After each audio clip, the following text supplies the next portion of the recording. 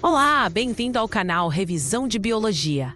Hoje vamos mergulhar de cabeça em um dos tópicos mais quentes e que mais geram confusão. Não só na vida de quem treina na academia, mas principalmente na hora da prova. A batalha dos gigantes. Proteína versus carboidrato. Vamos entender de uma vez por todas o que são, para que servem e, o mais importante, como esse assunto aparece nas questões do Enem e dos vestibulares. Lembrem-se que sempre que possível, nós respondemos as perguntas deixadas aqui nos comentários. Então, se surgir qualquer dúvida durante a explicação, ou se você tiver alguma história engraçada sobre confundir as coisas na dieta, pode escrever. A sua dúvida pode ser a mesma de outra pessoa. E assim, a gente cria uma comunidade forte, onde todo mundo se ajuda a chegar na aprovação. Vamos começar pelo básico, mas que já derruba muita gente. O que são essas moléculas? Tanto proteínas quanto carboidratos são o que chamamos de polímeros. Pense em um colar de pérolas. Cada pérola individual é um monômero, e o colar inteiro, com todas as pérolas juntas, é o polímero. A grande diferença entre proteínas e carboidratos começa justamente aí, nas pérolas que formam cada um desses colares. Vamos falar primeiro dos carboidratos, também conhecidos como glicídios ou açúcares. A pérola, o monômero dos carboidratos, é o monossacarídeo. O nome já dá uma pista, né? Mono significa um, e sacarídeo vem de açúcar. O trio de monossacarídeos mais famoso que você precisa levar para a prova é glicose, frutose e galactose. A glicose é a estrela principal, é o combustível padrão das nossas células. A frutose é o açúcar das frutas e a galactose, o açúcar presente no leite. Agora, quando juntamos dois desses monossacarídeos, temos um disacarídeo. O mais famoso de todos é a sacarose, o nosso açúcar de cozinha, que é a junção de uma glicose como uma frutose. Temos também a lactose, o açúcar do leite, que é a união de glicose e galactose, e a maltose, formada por duas moléculas de glicose encontrada em cereais como a cevada. A dica de prova aqui é saber essas combinações, pois muitas vezes as questões te dão os ingredientes e pedem o resultado final. E se a gente continuar essa festa e juntar centenas, milhares de monossacarídeos? Aí formamos os polissacarídeos, os grandalhões. E aqui, meu amigo, é um prato cheio para os vestibulares. Os 4 polissacarídeos que você não pode esquecer são amido, glicogênio, celulose e quitina. Cada um tem uma função específica e vive caindo em prova. O amido é a reserva de energia das plantas. Pensa na batata, no arroz, no pão. Quando você come esses alimentos, está ingerindo o estoque de glicose que a planta guardou. O nosso corpo quebra esse amido todo em moléculas de glicose para usar como energia. O amido é como se fosse a despensa da planta, cheia de pacotinhos de açúcar para quando ela precisar. O glicogênio é o nosso equivalente ao amido. É a forma como nós, animais e também os fungos, armazenamos glicose.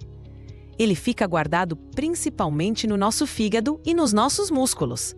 Quando você fica muito tempo sem comer ou faz um exercício intenso, seu corpo vai lá nesse estoque, quebra o glicogênio e libera a glicose no sangue para te dar energia. O glicogênio é a sua reserva de emergência de combustível. Agora, a celulose. A celulose também é um polímero de glicose, mas a forma como as moléculas de glicose se ligam é diferente da do amido e do glicogênio. Essa pequena diferença na ligação muda tudo. A celulose tem uma função estrutural nas plantas, formando a parede celular que dá rigidez e sustentação. Pensa no tronco de uma árvore, na folha de alface. É pura celulose. Nós, humanos, não conseguimos digerir a celulose. Ela passa direto pelo nosso sistema digestório. É o que chamamos de fibra alimentar. Por fim, a quitina. Ela também tem função estrutural, mas não em plantas. A quitina forma o exoesqueleto dos artrópodes, como insetos e crustáceos. Sabe aquele croque Quando o inseto é esmagado, é a quitina quebrando. Ela também está presente na parede celular dos fungos. Uma pegadinha clássica de prova é confundir a parede celular dos fungos com a das plantas. A da planta é de celulose, a do fungo é de quitina. Anota isso aí. Beleza, fechamos a parte dos carboidratos. A mensagem principal é: a função primária dos carboidratos é fornecer energia, seja de forma imediata, com a glicose, ou como reserva, com o amido e o glicogênio. Mas eles também podem ter função estrutural, como a celulose e a quitina. Não esqueça dessa dupla função, porque as provas adoram cobrar exceções e detalhes. Agora, vamos para o mundo das proteínas. Se os carboidratos são o combustível, as proteínas são os tijolos e os trabalhadores da construção do nosso corpo. Elas são muito mais versáteis e têm uma variedade de funções que é simplesmente impressionante. O monômero da proteína, a nossa pérola, é o aminoácido. Existem 20 tipos diferentes de aminoácidos que são usados para construir as proteínas nos seres vivos. A estrutura de um aminoácido é sempre a mesma no básico: um carbono central ligado a um grupo amina carboxila, que é um ácido, e a um hidrogênio. O que muda de um aminoácido para outro é o quarto ligante, um grupo que a gente chama de radical, ou cadeia lateral. É esse radical que dá a identidade e as propriedades de cada um dos 20 aminoácidos. Alguns são hidrofóbicos, odeiam água. Outros são hidrofílicos, amam água. Uns são ácidos, outros são básicos. Pensa nos aminoácidos como se fossem 20 tipos diferentes de peças de Lego. Com essas 20 peças, você pode construir uma infinidade de estruturas diferentes, desde um carrinho até um castelo.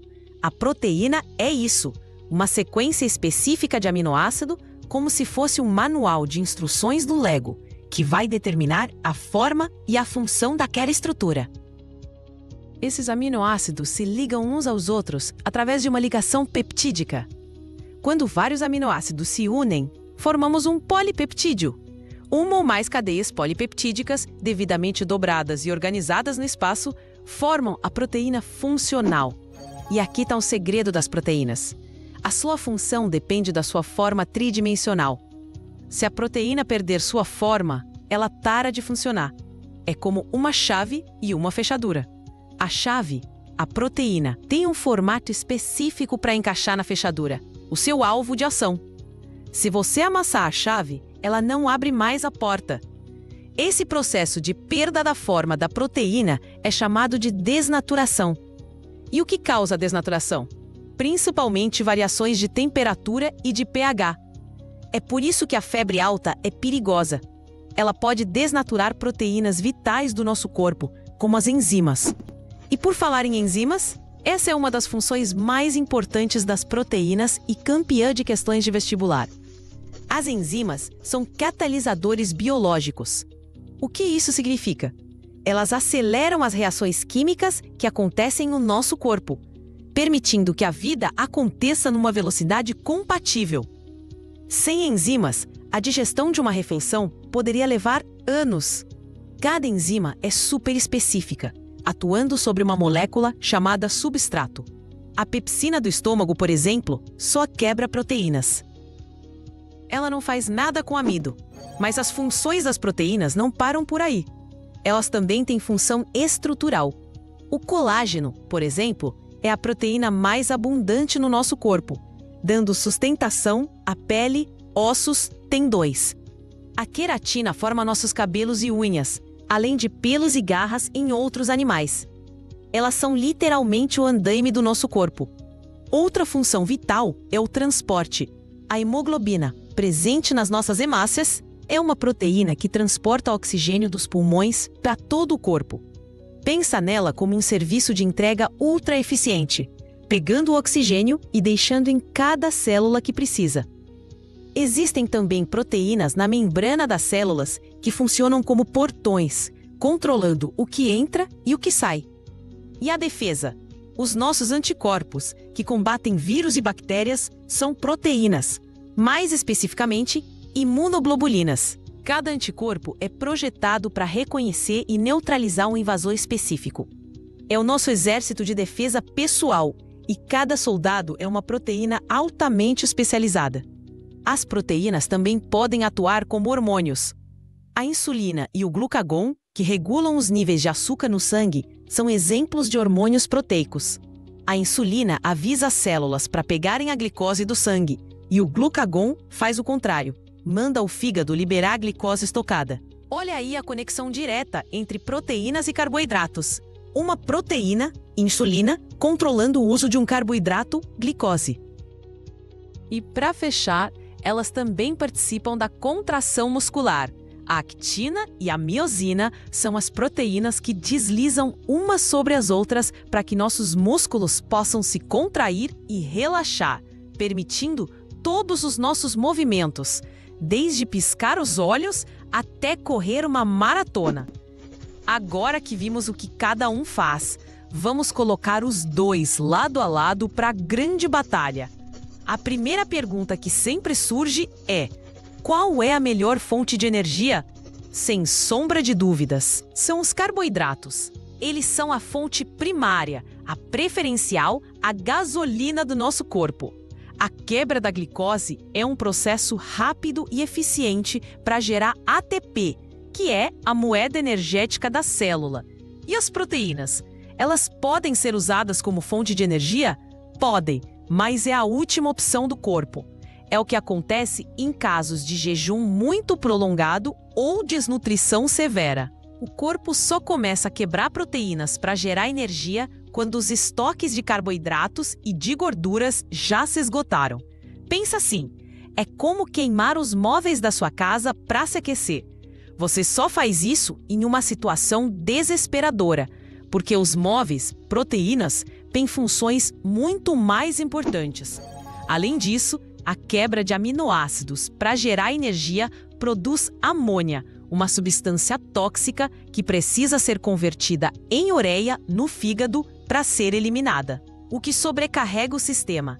Então, dica de prova: se uma questão perguntar sobre a ordem de preferência de uso de fontes de energia pelo corpo, a sequência é: primeiro carboidratos, depois lipídios, gorduras e, em último caso mesmo, as proteínas. Não caia na pegadinha de colocar a proteína como uma boa fonte de energia. A função dela é nobre demais para ser queimada como combustível. Outro ponto de comparação é a função estrutural. Ambos têm. Os carboidratos formam a parede celular de plantas e fungos. Mas a variedade e a complexidade das estruturas formadas por proteínas são muito maiores. Colágeno, queratina, actina, miosina. A diversidade estrutural das proteínas é o que permite a complexidade dos organismos animais. Um aspecto muito interessante e que às vezes aparece em questões mais elaboradas é a questão da informação. Uma molécula de proteína carrega informação. A sequência de aminoácidos em uma proteína não é aleatória, ela é ditada pelo nosso DNA. Essa sequência determina como a proteína vai se dobrar e qual será sua função. É um código.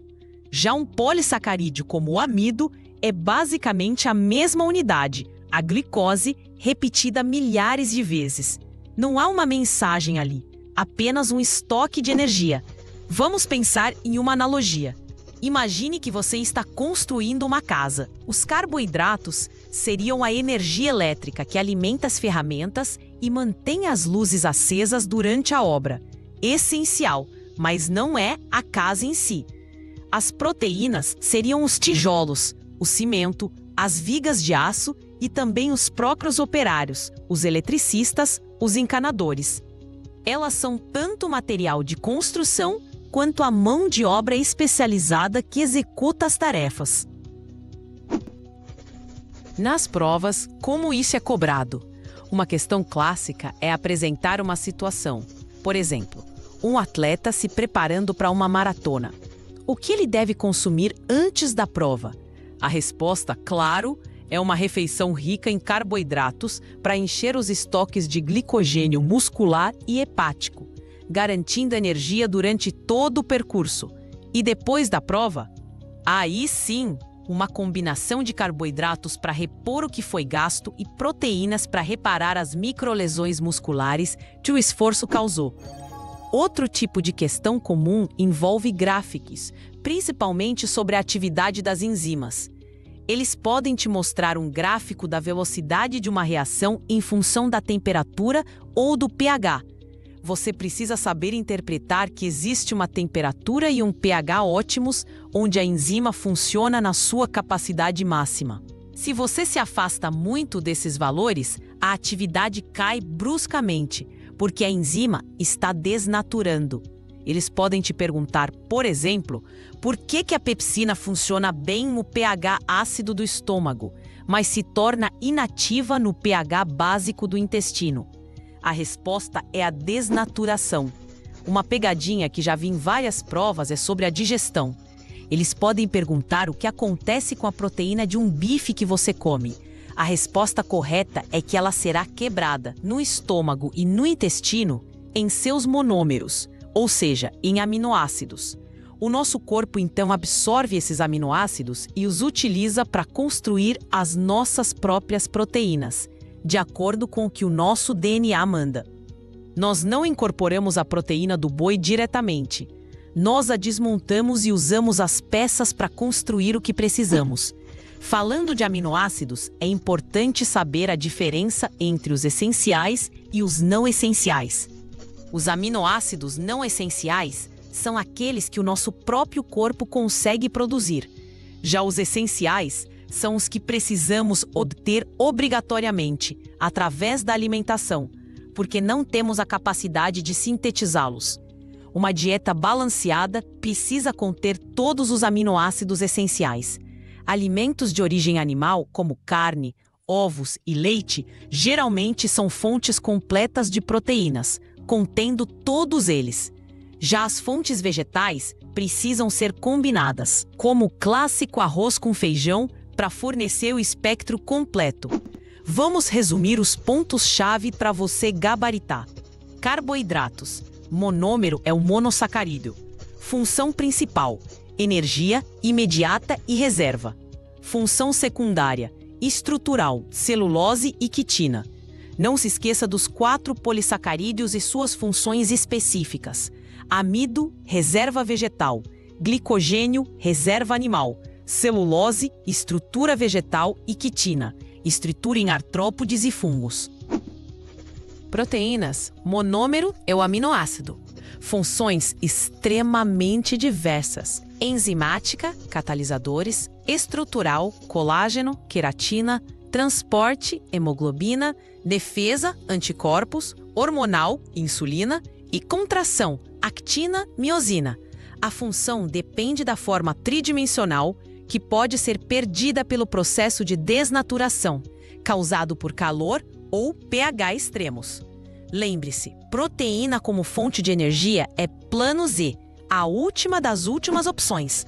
Uma última dica de ouro: as provas modernas, especialmente o Enem, adoram questões interdisciplinares. Então, esteja preparado para ver perguntas que conectam esses conceitos com outros.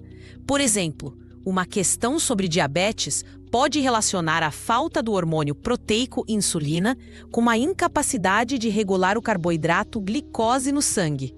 Ou uma questão de genética pode falar sobre uma mutação no DNA que altera a sequência de aminoácidos de uma proteína, fazendo-a perder sua função. Entender a diferença fundamental entre essas duas moléculas é mais do que decorar nomes.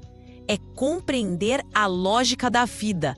O corpo precisa de energia para funcionar, e os carboidratos são a fonte limpa e rápida. E para ser o que é, para ter forma, para se mover, para se defender, para que todas as reações aconteçam, ele precisa das proteínas, as executoras de tarefas por excelência. Um é o combustível, o outro é a máquina e o maquinista. Ambos são indispensáveis, mas cada um no seu papel. Com essa visão clara, você não só vai mandar bem na prova, mas também vai entender muito melhor o funcionamento do seu próprio corpo.